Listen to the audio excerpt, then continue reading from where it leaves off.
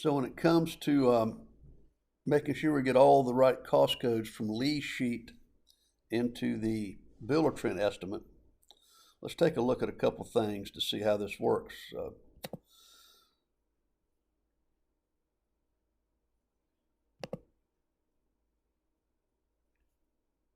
Where am I? There we go. So this is an estimate within Buildertrend. And what this is going to be is a combination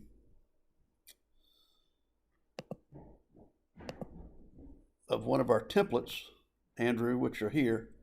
We got a template for a basement house and a crawl space house and a slab house. And like we said, the templates are just going to be the starting point for the cost codes. Effectively, Lee's sheet is going to be what helps us transition from the estimate, which is going to be partially correct, to the finished product, which is going to be 100% correct, or from the estimate template, which is going to be partially correct, to a completed list of the cost codes that we use for the particular job. So if we want to take a look at lot 75 in Whitewater, this pulls up the estimate screen. So these are going to be all the cost codes we have in that house. So we'll need to compare these cost codes to Lee's sheet. And I think the best way to do that is going to be some function of Mark exporting the budget or the estimate rather.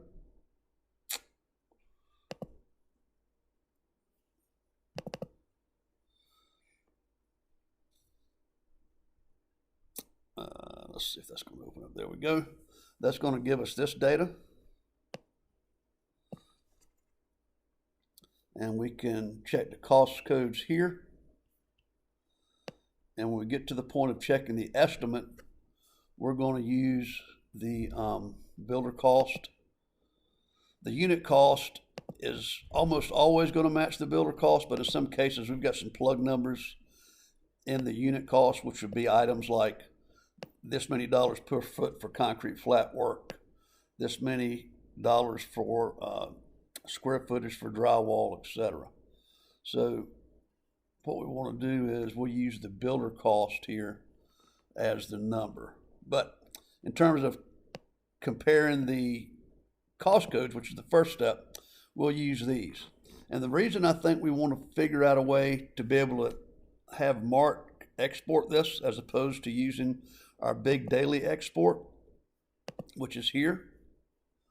This will be the estimate data out of the big daily export, is because when he's matching account codes, and then we're going to talk about it in a little bit, matching whether or not the numbers add up to what Lee had, he may want to refresh that data several times throughout the day to see how he's doing and not wait till the next day to do a quality control check.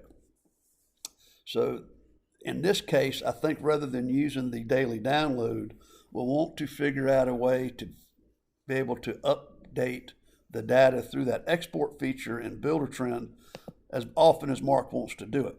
And Mark's pretty computer savvy, so I think he'll get up to it pretty quick.